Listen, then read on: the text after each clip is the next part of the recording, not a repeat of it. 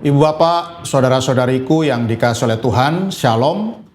Selamat berjumpa kembali dalam Renungan Harian Katolik Paroki Tomang, Jakarta. Hari ini hari Minggu, tanggal 27 April tahun 2025. Tema renungan kita hari ini adalah menikmati sentuhan Allah. Ibu Bapak, saudara-saudariku yang dikasihi oleh Tuhan, suatu kali ada seorang ibu yang datang kepada saya dan dia mengeluh bahwa anaknya yang seorang mahasiswa, seorang pemuda, seorang mahasiswa di sebuah universitas, sejak terjadinya pandemi COVID-19, yaitu sejak tahun 2020 kira-kira ya, sampai tahun 2025 ini, bayangkan ya, jadi selama 5 tahun anaknya itu tidak pernah ke gereja. Ya. Nah, memang anak ini, pemuda ini, sejak terjadinya pandemi COVID-19, ya, karena memang sejak awal pandemi COVID-19 sampai hari ini itu memang di channel YouTube ya kita bisa menemukan banyak misa-misa online yang diselenggarakan oleh banyak romo ya. Memang sampai saat ini tuh masih ada kalau kita membuka YouTube ya. Masih banyak misa-misa online ya. Tetapi menjadi masalah ya ketika seorang pemuda ya, yang badannya masih sehat ya, segar bugar ya, dan bisa kemana kemari ya, bahkan bisa healing ya, bisa nge-mall ya, bisa pergi kemana-mana ya, karena badannya sehat, memutuskan untuk tidak ke gereja pada hari Minggu dan memilih misa online. Nah ini tentu menjadi masalah ya, karena ya misa online ini cocoknya itu untuk mereka yang tidak bisa kemana-mana ya, mungkin mohon maaf ya sakit stroke ya, atau tidak bisa jalan ya, sehingga ya kesulitan untuk datang ke gereja. Nah ini memang cocok misa online ya. Tetapi bagi mereka yang badannya sehat, tentu tidak cocok ya, orang yang badannya segar bugar lalu memilih misa online setiap hari Minggu ya. Jadi sejak pandemi sampai hari ini nggak pernah ke gereja ya, dan memilih misa online di rumah ya. Maka ya di satu hari Minggu setelah selesai memberikan misa di gereja, saya meluangkan waktu untuk datang ke rumah ibu ini dan saya mencoba berbicara dengan anaknya ya, yang seorang mahasiswa itu. Lalu saya pun berkata kepada dia ya persis seperti yang tadi saya katakan ya, bahwa sekarang pandemi COVID-19 ini sudah selesai ya, situasi sudah normal, kondisi sudah pulih, maka ya kita harus pergi ke gereja ya. Dan kalau badan kita sehat ya saya kira misa online itu tidak cocok bagi kita ya, cocoknya untuk mereka yang sedang sakit ya, atau tidak bisa pergi kemana-mana ya.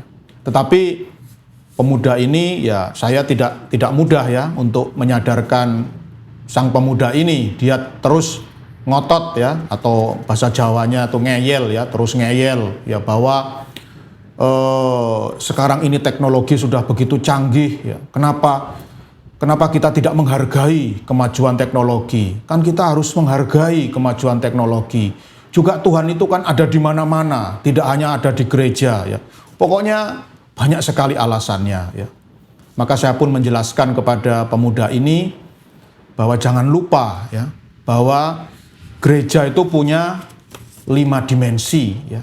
Nah, dimensi itu dimensi koinonia ya, atau persekutuan, dimensi martiria atau kesaksian, dimensi peribadatan atau liturgi ya, dimensi diakonia ya, atau pelayanan, dan satu lagi adalah dimensi kerigma atau pewartaan ya. Dan ada 5 dimensi gereja yang harus kita penuhi, dan salah satunya adalah persekutuan ya, atau koinonia.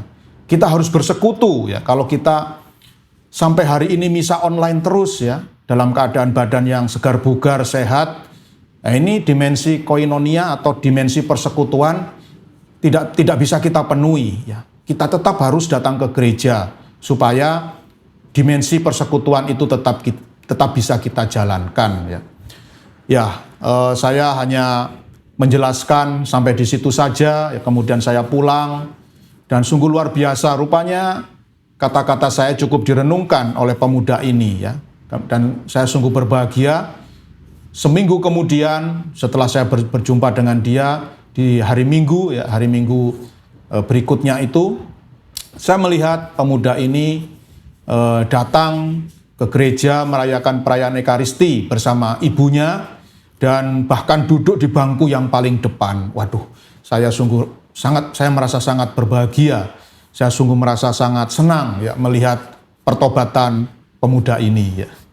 Nah, Ibu Bapak, saudara-saudariku yang dikasihi oleh Tuhan, dalam Injil Yohanes bab 20 ayat 19 sampai 31 yang dibacakan dalam perayaan Ekaristi hari ini dikisahkan tentang Tuhan Yesus yang pertama kali menampakkan dirinya setelah peristiwa penyaliban ya, setelah Tuhan Yesus disalib dan kemudian bangkit ya. Jadi setelah Tuhan Yesus bangkit dari kematian, dia menampakkan diri kepada para murid di satu ruangan.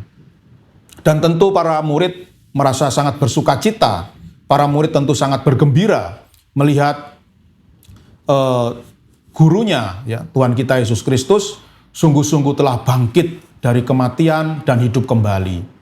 Tetapi sayangnya, pada saat itu Thomas tidak ada. Ya. Jadi menurut para ahli, pada saat itu para murid atau para rasul itu memang sedang dilanda perasaan kecewa, ya, sedih, hatinya hancur, ya, gundah gulana karena kematian gurunya yang terkasih ya, Tuhan kita Yesus Kristus.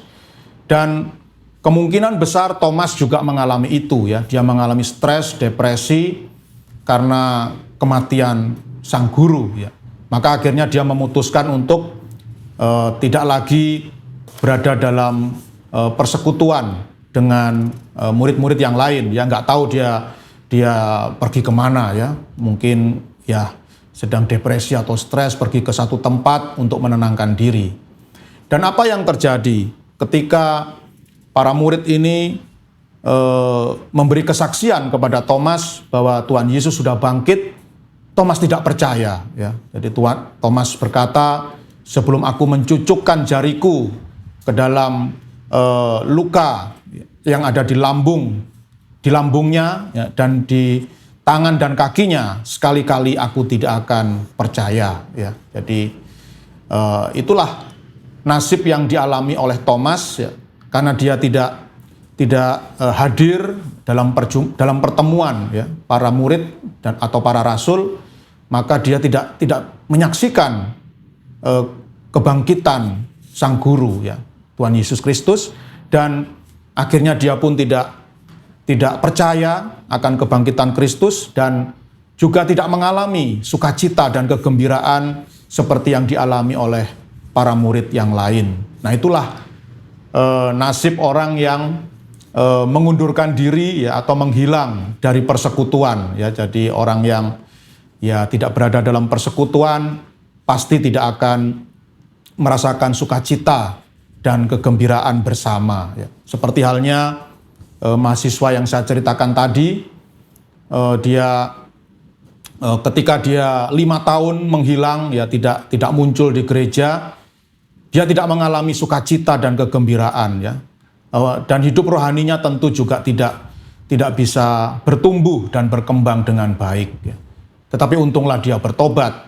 Dan dia juga bercerita kepada saya, ya, terima kasih Romo, Romo telah menyadarkan saya sungguh senang, saya sungguh bahagia dengan kembali mengikuti perayaan Ekaristi di gereja setiap hari Minggu. Ternyata datang mengikuti perayaan Ekaristi di gereja itu jauh lebih seru daripada misa online di rumah atau bahkan di kamar. Jadi lebih seru. Lalu saya pun bertanya, serunya apa? Saya bisa berjumpa dengan teman-teman lama saya bisa berjumpa dengan teman SD saya, teman SMP, teman SMA, dan juga teman-teman mahasiswa saya. Dan sungguh mengikuti misa atau mengikuti perayaan Ekaristi bersama dengan teman-teman itu rasanya jauh lebih seru ya, dan lebih menggembirakan daripada misa sendirian di dalam kamar ya. Ya itulah Ibu Bapak, saudara-saudari yang dikasihi oleh Tuhan, satu kesaksian yang luar biasa dari seorang mahasiswa umat saya ya. Oleh karena itu Ibu Bapak, saudara-saudariku yang dikasihi oleh Tuhan, sekali lagi jangan lupa bahwa gereja itu memiliki hakikat persekutuan atau koinonia. Gereja memiliki dimensi persekutuan atau dimensi koinonia. Kalau kita tidak bersekutu, kalau kita tidak berjumpa dengan saudara seiman ya, dalam peribadatan, dalam perayaan Ekaristi, maka pasti hidup rohani kita tidak akan bertumbuh, dan kita juga tidak akan mengalami sukacita dan kegembiraan sebagaimana dialami oleh saudara-saudari seiman. Oleh karena itu Ibu Bapak, saudara-saudariku yang dikasihi oleh Tuhan, mari kita senantiasa menumbuhkan kerinduan untuk bersekutu, untuk berkumpul, untuk berjumpa dengan saudara-saudari seiman, misalnya dalam acara-acara lingkungan ya, acara-acara doa lingkungan, pertemuan-pertemuan lingkungan ya. Mari kita berusaha untuk bersekutu, berusaha untuk berkumpul, berjumpa dengan saudara seiman, dan niscaya kita pasti akan mengalami sukacita, kegembiraan, dan damai sejahtera, karena kita boleh menikmati sentuhan, bukan hanya sentuhan Allah, tetapi juga sentuhan dari sesama. Tuhan memberkati.